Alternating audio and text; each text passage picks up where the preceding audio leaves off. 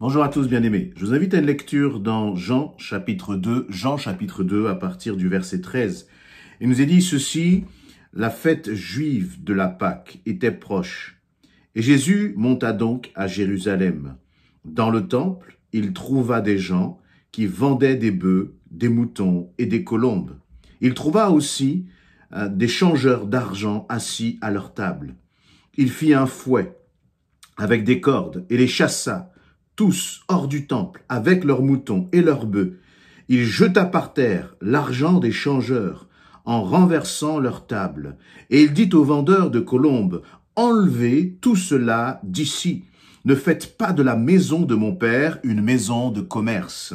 Ses disciples se rappelèrent ces paroles de l'Écriture: la passion que j'ai pour ta maison me consumera.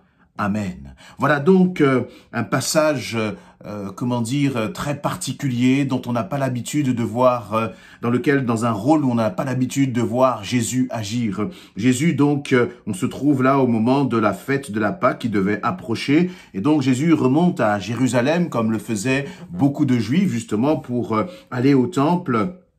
Et il nous est dit que, Jésus, le temple était très souvent un lieu où Jésus allait pour partager l'évangile, pour annoncer la bonne nouvelle. Et donc là, lorsqu'il commence à s'approcher du temple, au verset 14, il nous est précisé que dans le temple, il trouva des gens qui vendaient des bœufs, des moutons et des colombes, des bœufs, des moutons et des colombes. Voilà, c'est comme s'il y avait un état de dégradation, de manque de respect. Et je dirais même comme si, c'est l'image, vous voyez, où quelque chose qui devait être sanctifié, un lieu qui avait toujours cette image justement de sanctification qui était le temple. Là, c'était devenu comme un marché. Ce lieu-là, il s'était transformé en un marché. Et lorsqu'on regarde d'ailleurs dans le livre des Lévitiques, où Dieu va donner l'ensemble des lois et des règles à respecter, notamment vis-à-vis du temple, sur la façon d'apporter les sacrifices,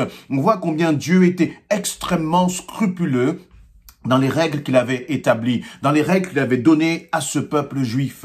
Et on voit là que donc, lorsque Jésus, lui, veut rentrer, dans ce temple, on voit ce temple est transformé en une sorte de grand marché. Et donc, on se dit très clairement que cela n'est pas arrivé d'un coup, c'est pas arrivé en un instant, mais très certainement que petit à petit, entre le livre de Lévitique et le livre de Jean, il y a eu comme une dégradation, il y a eu comme un manque de vigilance du peuple de Dieu, un manque de vigilance de ce peuple juif qui a fait que ce qui était sacré est devenu un marché. Et je crois que là, il y a une leçon que nous pouvons aussi tirer pour nous-mêmes, que nos temps de rencontre, je ne vais pas parler du bâtiment, mais je vais plutôt parler de l'église et faire cette analogie entre ce temple-là et l'église. On peut faire aussi cette analogie entre ce temple, c'est-à-dire de Pierre, qui était le temple de Jérusalem, et nous-mêmes, notre corps, qui est maintenant le temple du Saint-Esprit. Mon ami, est-ce que ton corps est toujours sanctifié? Est-ce que ton corps est toujours le temple du Saint-Esprit, sur lequel tu veilles avec vigilance, afin que ton corps ne soit pas transformé en une sorte de grand bazar, en une sorte de grand marché? Voyez, que tes pensées, elles aussi, soient préservées, afin là aussi de ne pas être comme ouverte à tout ce qui vient de l'extérieur et qui ne glorifie pas l'Éternel. À tel point que Jésus, lorsqu'il est entré dans le temple, pourtant ce ne sont que des choses extérieures, ce ne sont que des choses matérielles. Voyez, on aurait pu penser que Jésus allait reprendre gentiment, ces vendeurs de colombes, ces vendeurs de bœufs. Non, Jésus a tressé là comme un fouet avec des cordes et il a chassé tous ces vendeurs du temple. Et donc Jésus a eu une position, une réaction qui a été radicale en disant ceci que, verset Verset 16, il va crier en disant aux vendeurs, « Enlevez tout ceci, ne faites pas de la maison de mon père une maison de commerce. » Et au verset 17, les disciples vont se rappeler ce qui est dans le psaume 69 qui dit, « La passion que j'ai pour ta maison me consumera. » Voyez, Jésus là s'est mis dans une sainte colère et il a chassé tous ces vendeurs du temple. Il n'a pas fait de compromis, il n'a pas fait de marchandage à l'égard de ces hommes qui vendaient et qui avaient comme envahi le temple de l'Éternel. Et nous aussi, toi aussi, moi aussi, je ne dois pas marchander avec le péché. Je ne dois pas avoir de compromis avec le péché. Mais je crois que nous devons aussi comme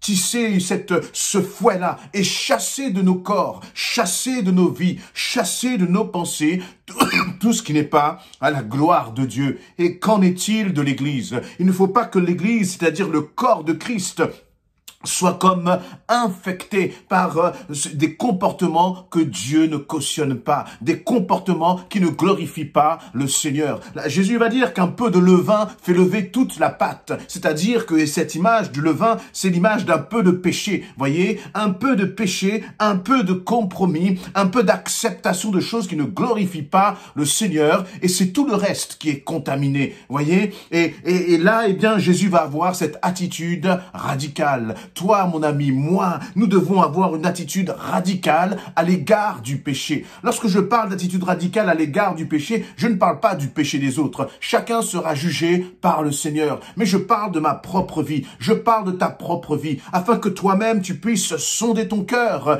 Toi-même, tu puisses regarder ce qui, dans ta vie, ne glorifie pas le Seigneur et que tu puisses le chasser d'une façon radicale, d'une façon sans compromis. Jésus s'est mis en colère. C'est extrêmement rare de voir cette attitude de la part de Jésus. Mais on voit que, pourquoi est-ce qu'il s'est mis en colère? Il dit, la passion que j'ai pour ta maison me consume.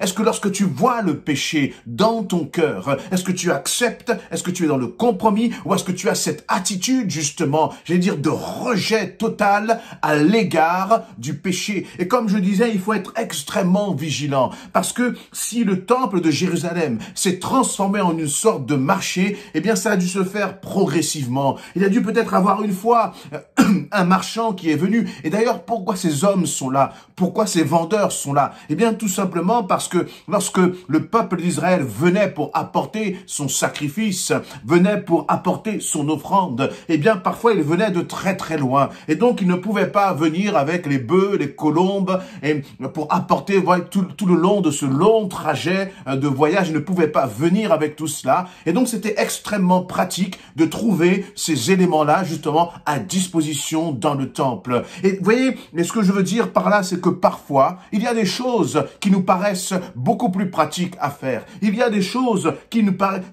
paraissent être des moyens de simplifier, d'être beaucoup plus sage, beaucoup plus pratique. Mais même si c'est plus sage, même si c'est plus pratique à faire, même si ça nous paraît pertinent, ce qui est important, c'est de savoir ce que Dieu veut faire. Dieu n'était pas d'accord avec le fait que oui, c'était plus pratique d'avoir des vendeurs sur place qui vous vendent directement les offrandes, mais Dieu n'était pas d'accord avec cela. Parce qu'à travers cela, il y a eu un manque de vigilance. Il y a eu un manque d'attention justement par rapport à ce temple qui symbolise la présence de Dieu. Et nous aussi, parfois nous pouvons faire des choses parce que ça nous paraît plus simple, ça nous facilite la tâche. Mais ce qui est important, c'est que Dieu soit respecté dans nos vies. C'est que Dieu soit respecté dans ta vie. Ce qui est important, c'est que Dieu soit respecté dans l'Église. Voyez, parce que le Dieu du livre de Lévitique, qui avait donné tant de règles, qui avait demandé à ce qu'on fasse qu'on porte tant d'attention sur la façon dont on allait apporter les sacrifices, sur qui pouvait les apporter, sur, le type de bêtes qu'on pouvait apporter, pas des bêtes malades, pas des bêtes qui étaient, handicapées, mais vraiment, les bêtes, souvent c'était les premiers-nés parmi ces bêtes-là. Eh bien, Dieu avait ses exigences. Et ce Dieu du livre de Lévitique, il n'a pas changé. C'est notre Dieu encore maintenant. C'est aussi le Dieu de la nouvelle alliance qui n'acceptera pas que son peuple marche dans le péché, qui n'acceptera pas que son peuple marche dans le compromis et qui n'acceptera pas que toi aussi tu marches dans le compromis.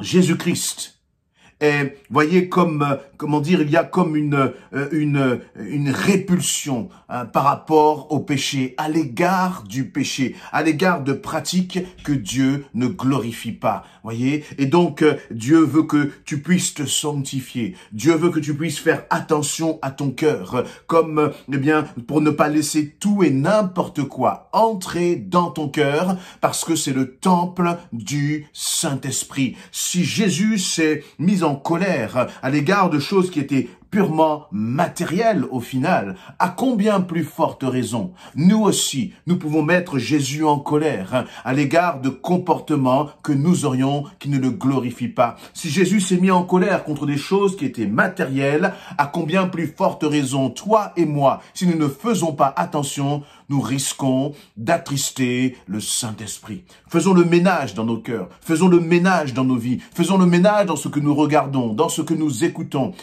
faisons le ménage aussi dans ces personnes que nous disons amis, ces personnes que nous disons, eh bien, parfois, eh bien, des influences, mais qui n'agissent pas selon le cœur de Dieu. Je ne dis pas qu'il faut se couper du monde, mais il faut faire attention et être vigilant.